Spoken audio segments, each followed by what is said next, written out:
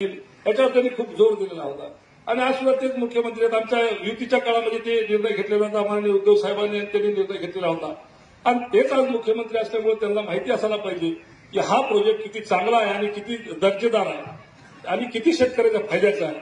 त्यामुळे मला खात्री आहे की ते एक्सेप्ट करतील आणि नाही जरी केलं तरी आपण कोर्टात जाऊ. मी स्वतः कोर्टात जाईल आणि कोर्टाला पटवून देईल की एवढ्या छोट्याशा पैशामध्ये जर एवढं चांगलं काम होत असेल तर त्या जागी तुम्ही महाराष्ट्रावर कर्ज करून एवढा मोठा प्रकल्प आणून एवढ्या शेतकऱ्याचा विरोध असताना एवढे 5-50 गावं त्याच्यात बाधित होत असताना असा आग्रह का. तर मला अशी खात्री आहे की त्याच्यामध्ये एका मिनिटामध्ये आपल्याला त्याचा स्टे मिळून जाईल.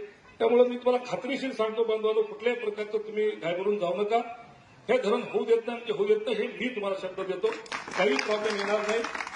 आणि मागोमाग इतक्या वर्षापासून इतके सारे आमदार होऊन गेले, सगळ्याच्याच वेळेस आपण ही स्थगिती कायम ठेवली. त्याला कोणी याला हात लावला नाही.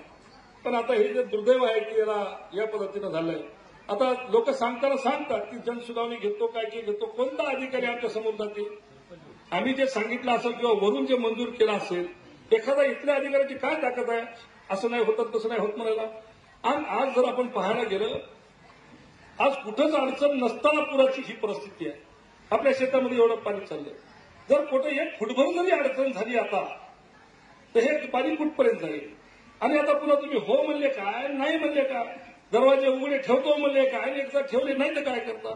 आज धरणाचे दरवाजे मग का उघडायला लागले तर त्याचा काय अंदाजा राहू शकतो का. ही विषयाची परीक्षा आहे. आपण विषयाची परीक्षा पाहू शकत नाही. आणि त्यापेक्षा किती पटीनं हा जे दुसरे जे त्यांनी प्रस्ताव दिलेले आहेत, म्हणजे मी ही एक प्रस्ताव तुम्हाला सांगितला, असे अनेक प्रस्ताव आहेत. एक 6-7 प्रस्ताव त्यांनी दाखल केलेले होते. त्यापैकी हे प्रस्ताव उचललेला आहे. तर ते दुसरे प्रस्ताव कोणत्या त्याच्यावर व्हेरिफिकेशन करून हे न करता आपल्या शेतकऱ्याची एक गुंठाभर जमीन न जाता त्याला कायमस्वरूपी उन्हाळ्यामध्ये सुद्धा शेतकऱ्याला पाणी मिळेल या गोष्टीवर जोर देऊन तसा प्रस्ताव आपण दाखल करून मंजुरी घेऊया. त्यामुळे आपल्याला चिंता करण्याची कुठल्याही प्रकारची गरज नाही आहे. आणि हे जे आजची आपल्याला तुटपुंजी मदत भेटलेली आहे त्याच्यासाठी आपण आपला लढा चालू ठेवू आणि आपण 50,000 रुपये हेक्टरी आणि ओला दुष्काळ जाहीर करण्याच्या संदर्भात आपण पुढे रेटा लावून ठरवू. मी तुमच्या सोबत आहे, सगळ्यांच्या सोबत आहे. आमचा उद्धव साहेबांना काल सगळ्या मराठवाड्यामध्ये सगळ्यांची आमची बैठक ऑनलाईन घेतली आणि सगळीकडे सांगितलं की आता आपल्याला जर असं जर त्यांनी नाही दिलं तर आपण रस्त्यावर उतरावं लागेल.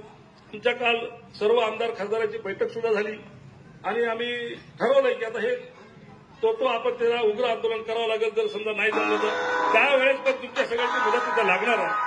आपण सगळेजण एकजूट होऊ आपण या गोष्टीला आपण लावून धरूया असंच आपल्याला सांगतो. आणि पुन्हा एकदा दसऱ्याच्या विजयादशमीच्या तुम्हाला खूप खूप शुभेच्छा देतो.